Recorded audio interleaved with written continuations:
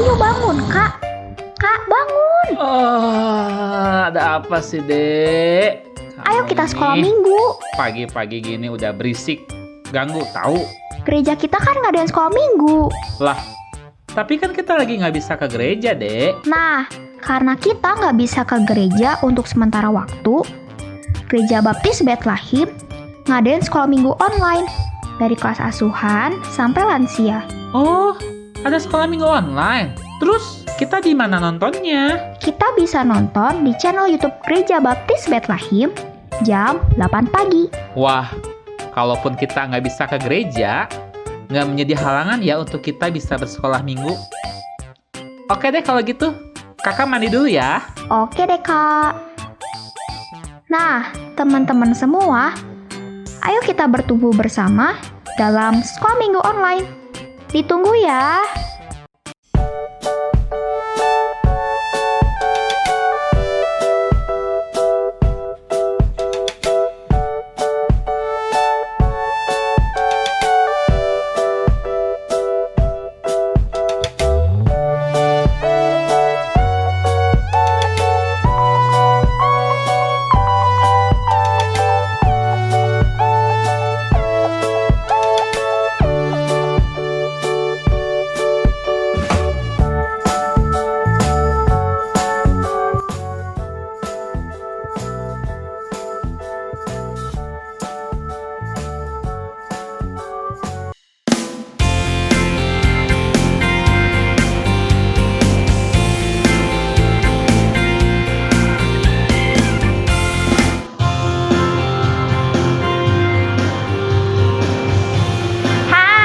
Selamat pagi, Bikids.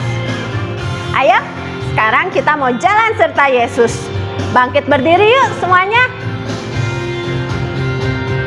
Jalan serta Yesus, jalan sertanya setiap hari. Jalan serta Yesus selamanya. Jalan dalam suka, jalan dalam duka, jalan sertanya setiap hari. Jalan serta Yesus selamanya. Sekali lagi ya. Jalan serta Yesus, jalan sertanya setiap hari. Jalan serta Yesus selamanya. Jalan dalam suka, jalan dalam duka, jalan sertanya setiap hari. Jalan serta Yesus selamanya. Jalan dalam suka, jalan dalam duka, jalan sertanya setiap hari. Jalan serta Yesus selamanya.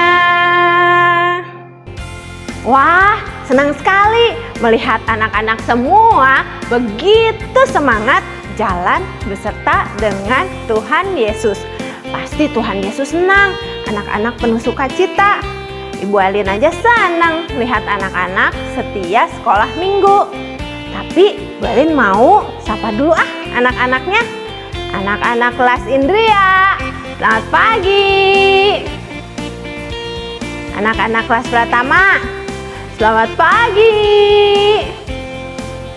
Nah, anak-anak kelas asuhan dan mami-mami, papi-papi, selamat pagi.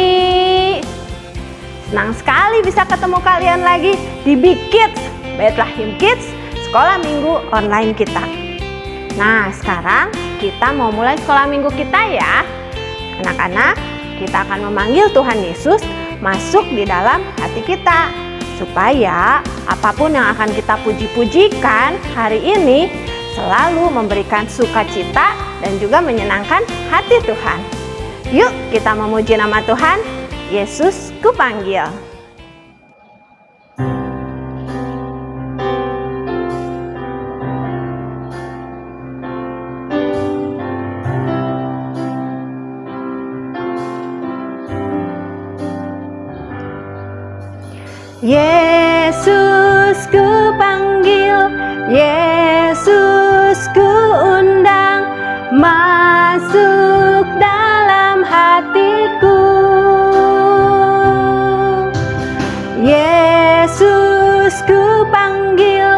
Yesus ku undang masuk dalam hatiku,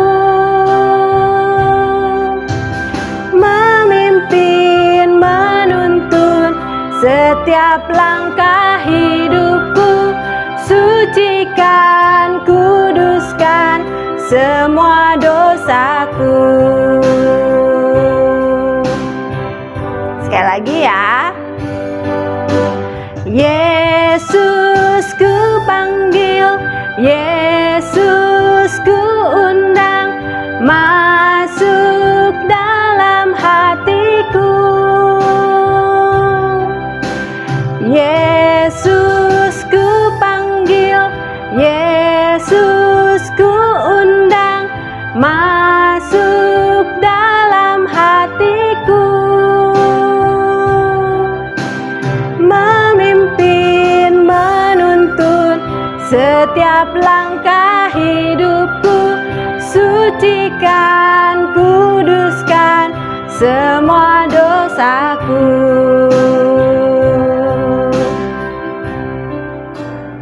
Mari anak-anak, lipat tangannya, tutup matanya. Selamat pagi Tuhan Yesus. Terima kasih. Hari ini Tuhan sudah memberikan kami tubuh yang sehat. Kami boleh bersekolah minggu lagi, kami boleh bertemu dengan Tuhan lagi, dan kami boleh memuji dengan penuh sukacita.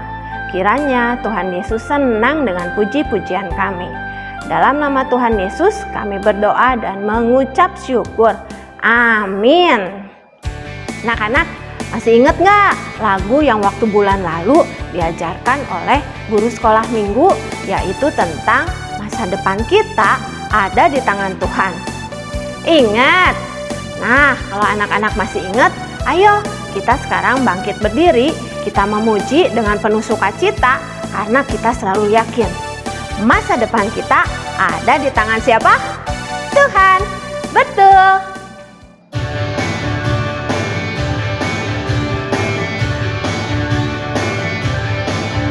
Jagalah hatimu terhadap dosa, takutlah akan Tuhan senantiasa. Jagalah hatimu terhadap dosa, takutlah akan Tuhan senantiasa. Masa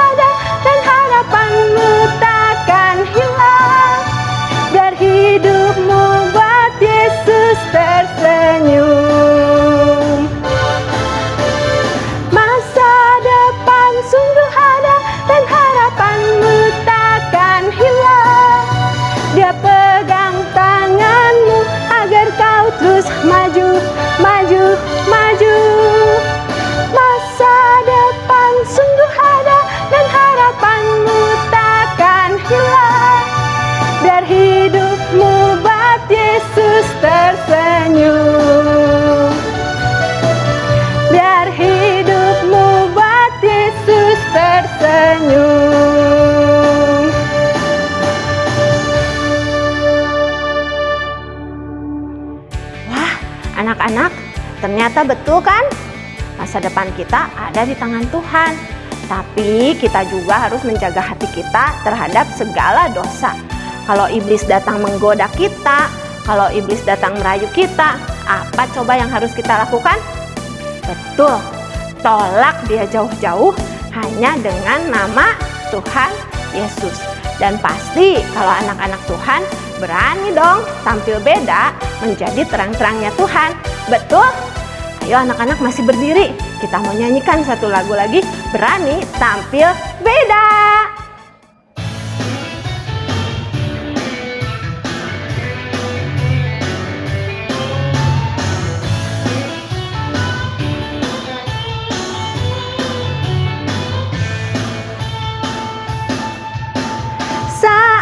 Iblis menggodaku, aku tolak dia dalam nama Yesus. Dan saat iblis merayuku, lalu ku berdoa dalam nama Yesus. Ku kuat karena kasih-Nya, firman-Nya teguhkanku.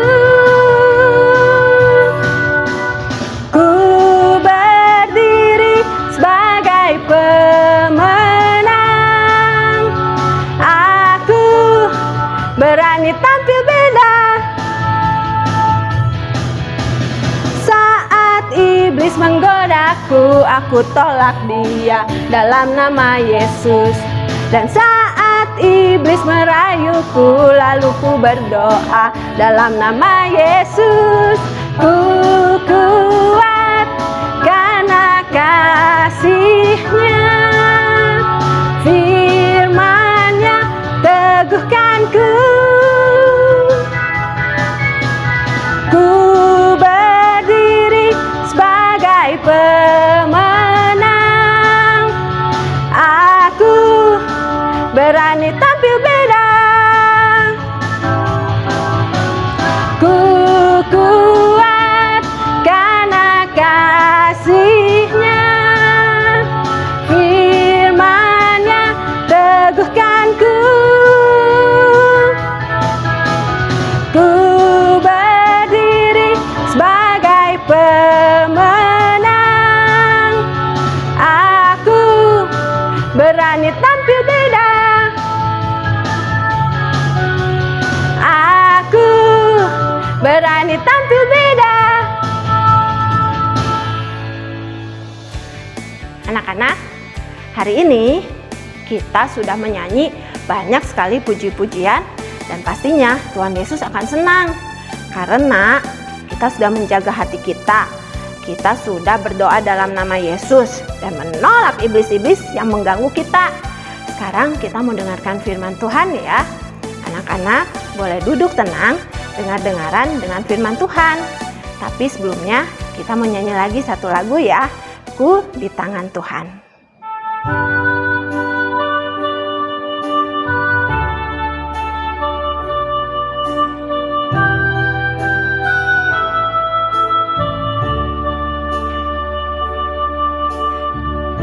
Ku di tanganmu.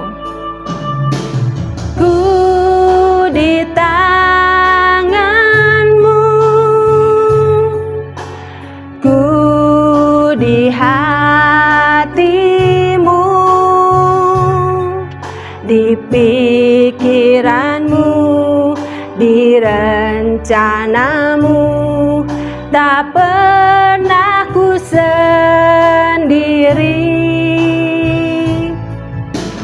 Ku di tanganmu,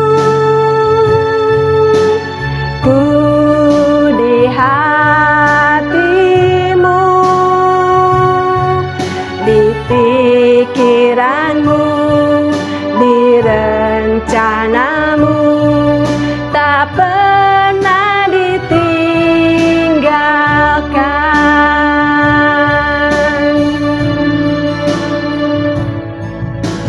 Ku di tanganmu, ku di hatimu, di pikiranmu, di rencanamu. Tak pernah ku sendiri,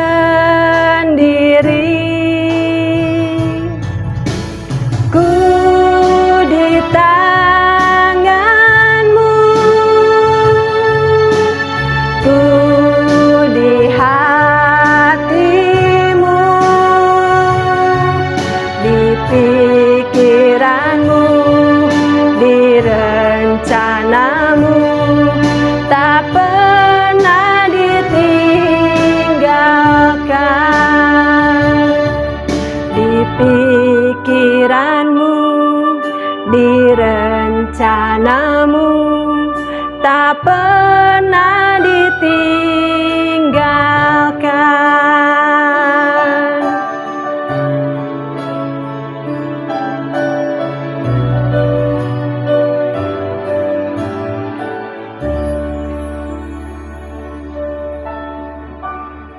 Mari anak-anak, sekarang kita lipat tangan dan tutup mata. Kita akan mendengarkan firman Tuhan. Tuhan Yesus, saat ini kami siap mendengarkan firman Tuhan. Tolong kami bisa duduk tenang dan dengar-dengaran. Tolong kami bisa menerima firman Tuhan, menyimpannya dalam hati kami, dan melakukannya dalam kehidupan kami sehari-hari. Hanya di dalam nama Tuhan Yesus kami berdoa dan mengucap syukur. Amin.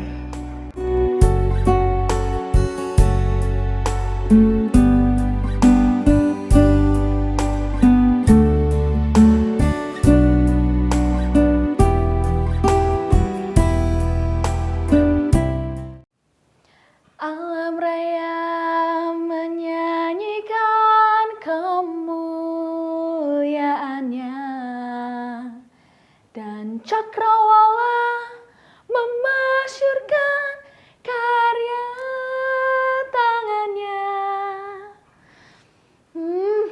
Indah sekali ya taman ini. Adik-adik di rumah bisa lihat kan? Cici Lovesa sedang berada di suatu taman yang indah sekali. Pemandangan yang ada di taman ini bikin mata jadi sejuk melihatnya dan adem sekali. Cici jadi teringat nih sama suatu taman yang terdapat pada zaman dahulu kala. Taman itu bernama Taman Eden. Taman Eden itu jauh lebih indah daripada taman ini.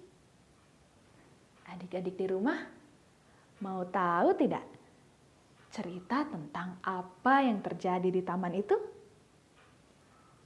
Kalau mau tahu, adik-adik harus mendengarkan dengan baik ya. Kenapa? Karena cerita yang terjadi pada taman itu diambil dari Alkitab. Dan ceritanya pastinya sungguh-sungguh terjadi. Maka dari itu, dengarkan baik-baik ya, supaya adik-adik dapat memahami apa yang terjadi di taman itu. Oke?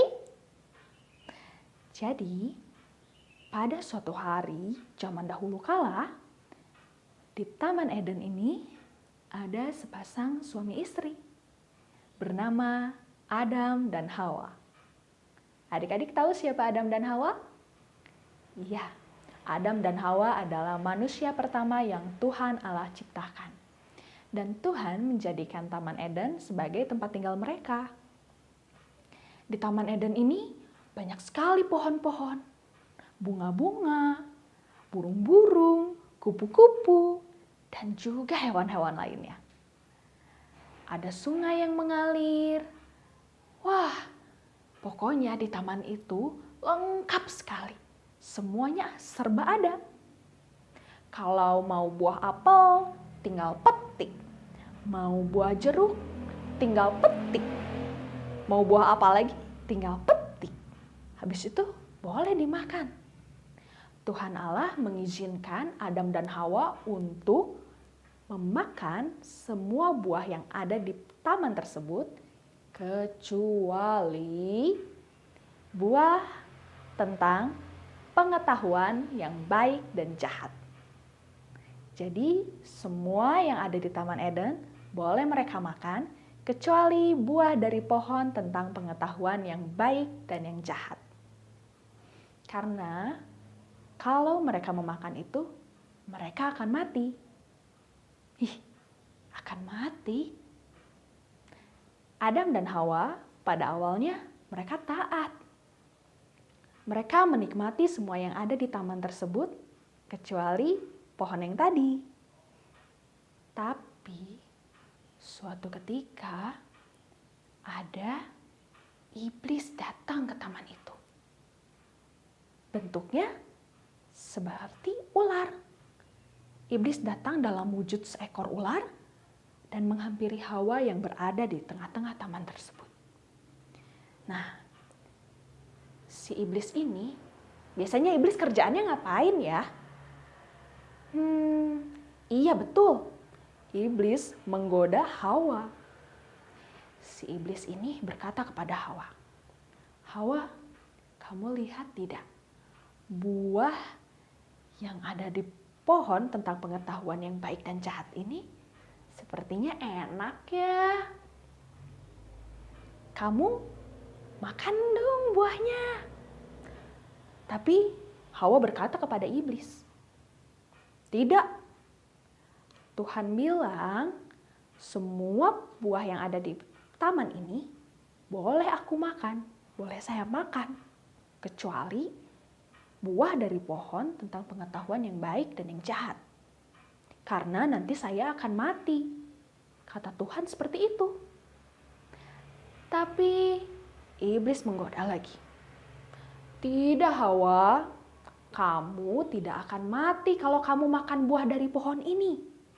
Tetapi kamu akan menjadi seperti Allah, tahu tentang mana yang baik dan mana yang jahat." Hawa pun menjadi tergoda setelah mendengar itu. Hawa melihat sepertinya buah yang ada di pohon ini enak ya. Aku makan aja deh. Dan Hawa pun akhirnya memetik buah itu dan memakannya. Dan Hawa tidak memakannya sendiri. Hawa memberikan buah itu juga kepada Adam. Dan Adam, apakah dia memakannya atau menuruti perintah dari Tuhan Allah? Sayang sekali, Adam pun memakan buah yang Hawa berikan ini. Padahal tadi kata Tuhan kan tidak boleh ya. Betul tidak? Tuhan bilang apa? Semua yang ada di taman itu boleh mereka makan buahnya, kecuali buah dari pohon tentang pengetahuan yang baik dan yang jahat. Tetapi Adam dan Hawa malah tergoda dengan rayuan si iblis daripada mendengarkan perintah dari Tuhan. Dan tahu setelah mereka makan buahnya, tiba-tiba mereka menjadi takut dan juga malu. Kenapa ya malu?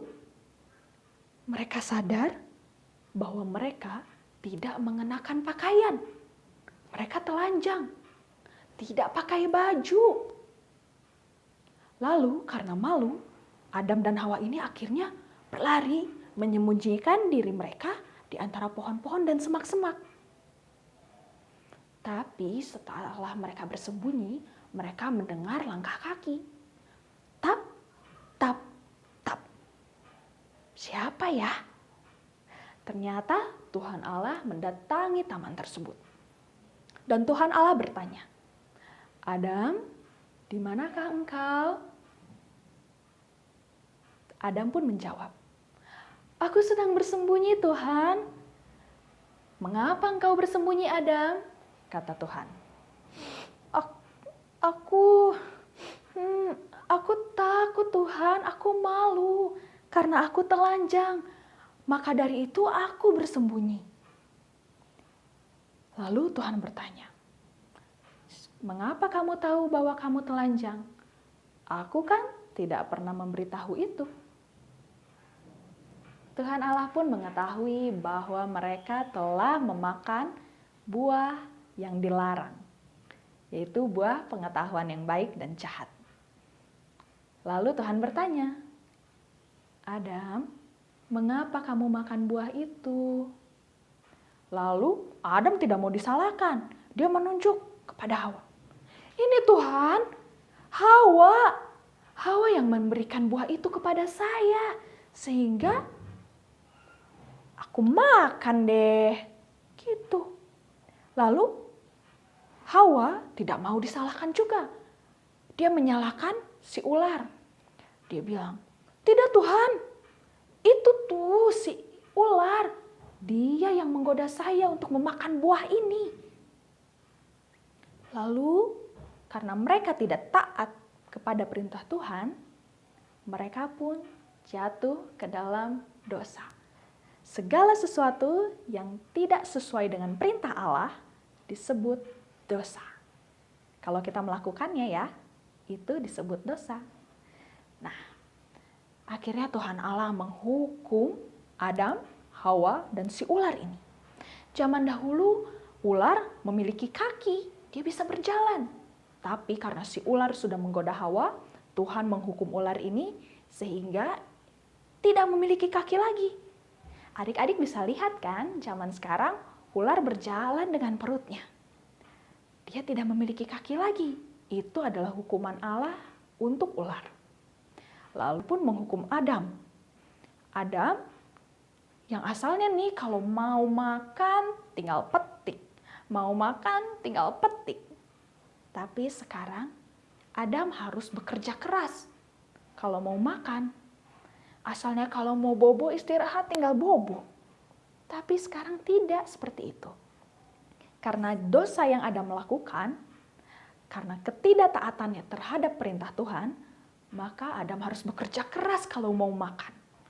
Kalau Adam mau memiliki tempat tinggal, Adam juga harus bekerja keras untuk memilikinya.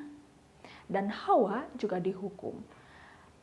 Saat dia akan melahirkan anak nanti, dia akan merasakan kesakitan. Maka dari itu sekarang mama-mama, mami-mami, ibu, bunda, semua wanita yang melahirkan akan mengalami kesakitan. Itulah hukuman yang Tuhan berikan. Karena apa? Karena manusia tidak taat kepada perintah Tuhan.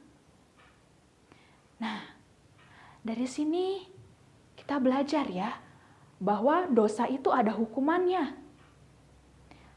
Apa saja sih dosa itu? Dosa itu banyak sekali. Misalnya, saat kita mencontek, padahal kita tahu tidak boleh seperti itu juga dosa. Saat kita berbohong, itu juga dosa.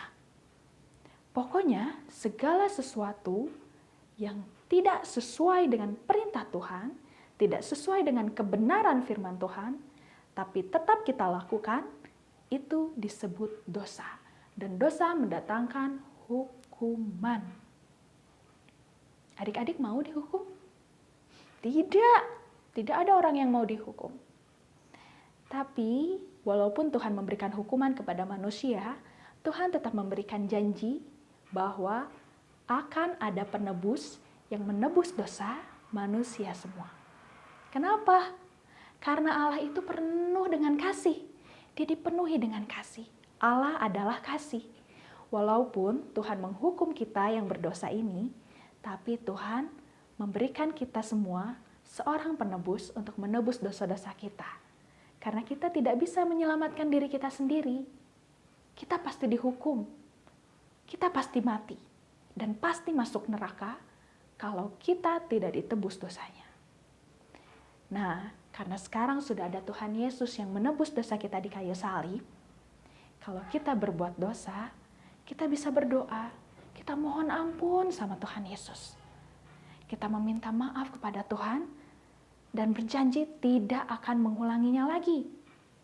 Maka Tuhan pun akan menyucikan kita dan memberikan kita hati yang tenang.